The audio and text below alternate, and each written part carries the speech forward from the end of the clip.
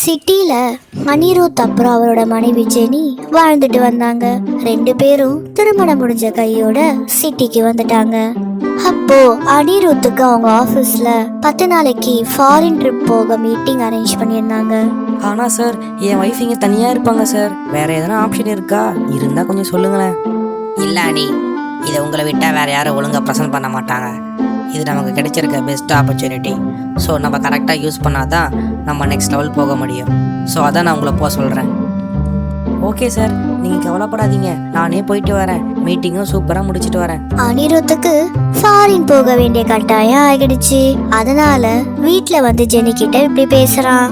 Jenny, எனக்கு நல்ல opportunity கிடைச்சிருக்கு. இப்போ நான் ஃபாரின் போயிட்டு வந்தா சேலரியும் ஏறிடும். சூப்பருங்க, நல்லபடியா போயிட்டு வாங்க. ஆனா 10 நாள் உங்களை பிரிஞ்சு இருக்கிறது தான் எனக்கு கஷ்டமா இருக்கு. ஜெனி, நீ இங்கே தனியாக இருக்க வேணாம். நீ ஊருக்கு போயிடு. நான் ஒர்க் முடிச்சுட்டு 10 நாள் லீவ் எடுத்துட்டு நானும் உன் கூடவே ஊருக்கு வந்துடுறேன்.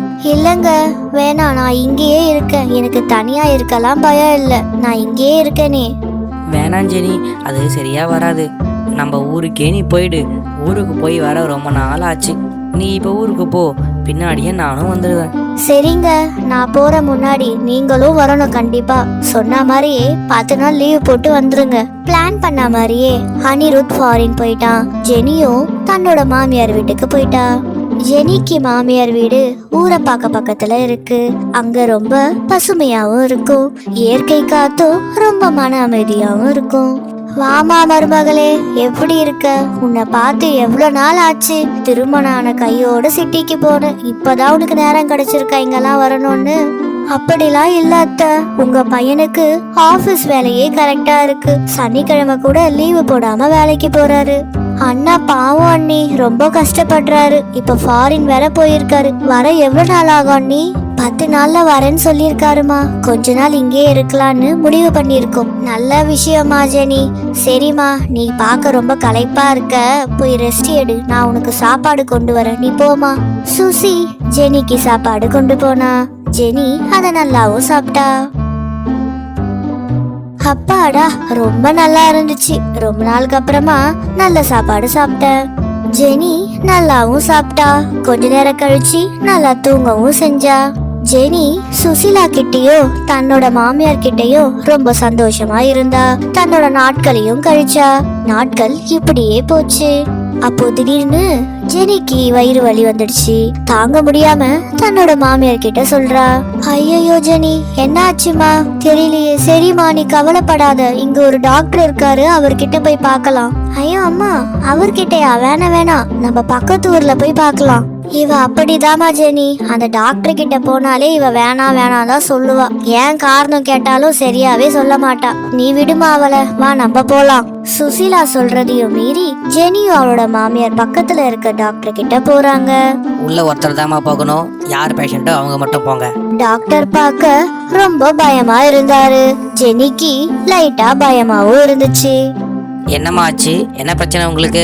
என்னன்னே தெரியல டாக்டர், வயிறு ரொம்ப வலிக்குது. வலி தாங்கவே முடியல. சரிம்மா, நீங்க உள்ள போய் படுங்க, நான் வந்து செக் பண்றேன். டாக்டர் ஜெனியோட வயித்தை பாக்குற மாதிரி தப்பா தொடுறாரு. ஜெனிக்கு புரிஞ்சு போச்சு. சி, உன்னோட எண்ணம் தப்பா இருக்கு. டாக்டர் வேலை எவ்வளவு புனிதமானது. இப்படி பண்றியே. இரு, போய் உன்னை பத்தி எல்லார்கிட்டயும் சொல்றேன். ஏய், உன்ன மாதிரி தான் எல்லாரும் இப்படி சொல்லுவாங்க. ஆனா என்னை யாரும் எதுவும் பண்ண முடியாது. நீ உள்ள வந்ததுல இருந்து நான் உன்னை தொட்ட வரைக்கும் என்னோட ஃபோன் கேமரால ரெக்கார்ட் ஆகிருக்கு. நீ இப்போ போய் இதை சொன்னா இதை நான் எல்லாருக்கும் அனுப்பிடுவேன். ஜெனிக்கு இப்போதான் புரிஞ்சுது எதுக்கு சுசிலா இந்த டாக்டரை பத்தி போக வேணான்னு சொன்னான்னு. இவ எப்படியாச்சும் மாட்ட வைக்கணும்னு முடிவு பண்ணா. ஏய், என்ன அமைதியா இருக்க? என்ன யோசிச்சுட்டு இருக்க? நான் சொல்றதை கேட்க போறியா இல்லையா? இல்லைனா வீடியோ வெளியே விட்டுருவேன். ஒழுங்கா நாளைக்கு சாயந்தரம் நீ மட்டும் தனியா என் ஹாஸ்பிட்டலுக்கு வா. மற்றதெல்லாம் உனக்கே புரியும்னு நினைக்கிறேன். ஜெனி வீட்டுக்கு போய் சுசிலா கிட்ட நடந்த எல்லாத்தையும் சொல்றா. சுசிலாக்கும் இப்படிதான் அவகிட்ட மாட்டிருக்கா மாதிரி உண்மையும் தெரிய வருது.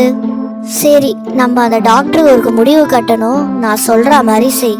மறுநாள் ஜெனி சாயந்தரம் டாக்டர் கிட்ட போனா. அவ சொன்னதுக்கு ஒத்துக்கிற மாதிரி நடிச்சா.